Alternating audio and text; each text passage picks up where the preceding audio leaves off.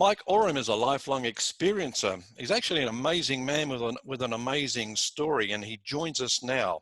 Hello, Mike. Welcome. Hi, Dean. It's nice to meet you. First time that we have met, I believe.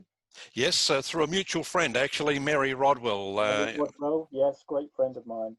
Yep. Mike, first up, you're a lifelong experiencer. It's been a long journey. Can you tell us just a little bit about it in a condensed fashion before we get into, the main bulk of the questions? Yes, I could give you a quick condensed version of some of my more major experiences just to give people an idea, because we probably won't have time to go through all this because it would take a couple of hours. Things like what happened to me when I was 4 years old, a major experience I had at Starchild in Warminster, which was world famous in the 60s and 70s for UFOs, and people came from all around the world. I had a meeting there with my space brothers, other experiences there, a strange stone that I found in unusual circumstances, when I saw a mothership in November 1969, and I arranged for a craft to come in 1970 for my dad to see, because he couldn't accept what was happening to me. And I asked them to come, and they did, and that was quite a moving experience. The TV space message that came on the TV in 1977, where the forces that be, if you like, tried to put this blame onto us. I think they were using it to get at us. The 2 hours of missing time at Area 51.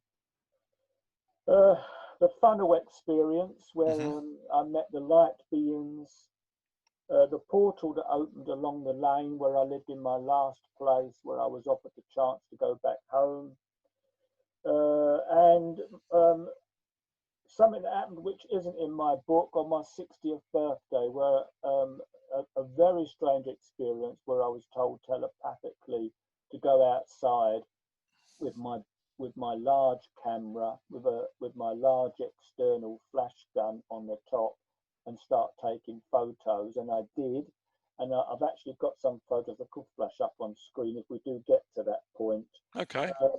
One which is the being who I call the tulip people on the front of my book. Yep. That got to be altered because my artist friend that done them, he put the two outer wings out too wide, because it was more, I called him a tulip person because these folded up more, and it reminded me of a tulip head before it flowered. So that's sort of things that some of the major things. Obviously, there's loads that I've missed out. Well, speaking with Mary Rodwell recently, and she's a good friend of yours, and she told me a brief version of the story that really, really fascinated me when you were 4 years old with your mother, and you told us something interesting. What was it? Yes, it was. I was 4 years old. It was 1955. I was born in the East End of London, as you could probably tell by my accent. Although I left there many, many, many years ago, I've still got my Cockney accent. We lived in a tiny terraced house in the East End of London, a place called Stratford, where the Olympics were held in 2012. And myself and my sister and mum and dad lived upstairs. It was like what they used to call a 2 up and 2 down house. And my aunt and her family lived downstairs. It was all open plan. I was standing in the living room, facing my mother, and we were just generally talking. Now, what people used to say, when I've told this at conferences, some people have said to me, how could a child of 4 use such terminology? Well, the thing was that when this experience happened, I could see us, you would probably say in your third eye region, I could see these images, but words came along with those images that enabled me to use them. So the words I'm going to use are the actual words that I used when I told my mother. But we were talking, and I suddenly just stopped, and I said to her that there was no such thing as death. And she said, well, of course there is, Mike. She said, when you die, you die. And I said, no, you don't. I said, I don't know how I knew this. I've never seen a graveyard, but I said, you dig a hole in the ground and the body goes in and it's covered over with soil, but the universe goes on forever. Mm-hmm. And for us to never take part in that universe again does not make sense. I said, we have to come back. And then I went on and said to her, and also, Mum, you are not my real parents. And she was quite shocked, stepped back. She said, well, of course we are. You were born in this house. And I said, you're my real parents as far as bringing me onto this earth, but my real parents are out there in space. And I pointed up to the sky. If that wasn't enough for my poor mother to deal with, I then said to her, something of incredible importance is going to happen on this planet that will affect all units of consciousness, whether it was mineral, vegetable, animal, or man.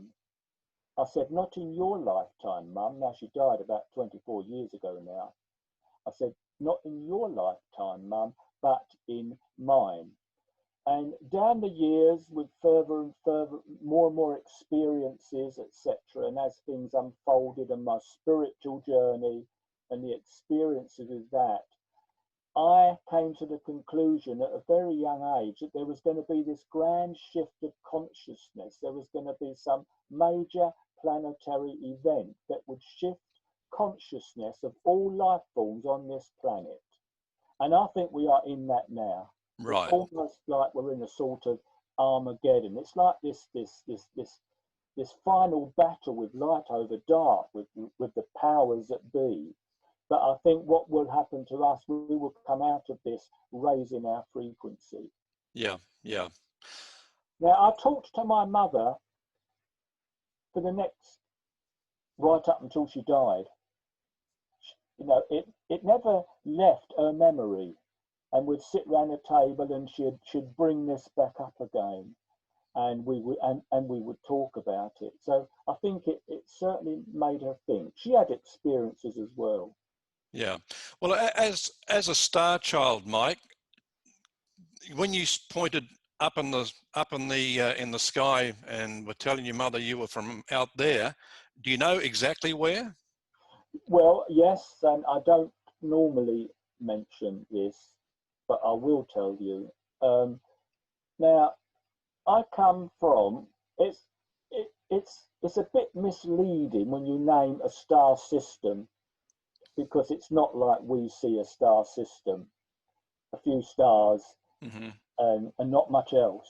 But I come from the Sirius system, what we would call the Sirius system, but it doesn't really mean anything. That's just a name that we give to a few planets that seem to make some sort of formation, etc. But it is from the Sirius system, and that's where my space brothers, who I first met as a child and still do, that's where that area, but they're not in a 3D experience. Right, right. So you choose to come to Earth and live out life as a human? I came here, like many thousands of people on this planet, to help with the shift of consciousness. This is what I've been doing and talking about most of my life. Right back in the early 70s, I was talking about this event that would happen, and this grand shift of consciousness for all life, including Gaia herself. Mm-hmm. Mm-hmm. Talk about your space brothers. Who are they, and do they protect you? Yes, they have. Yes, he did tell me once, especially with the Area 51 experience, that I had to stop. And these were his words. He said, he said, I had to stop sticking my nose in where it doesn't belong. He said, because we cannot be here to protect you all the time, and you have to just be a bit more sensible. And there has been earlier incidents as a child where he turned up and certainly helped me out of sticky situations. Right, right. And your space brothers are from the same system as yourself? from that area, but not in not in 3D. Okay. They All right. tend to be in the higher dimensions of 5D, whereas the light beings that I've met are way, way, way, way above that. Right.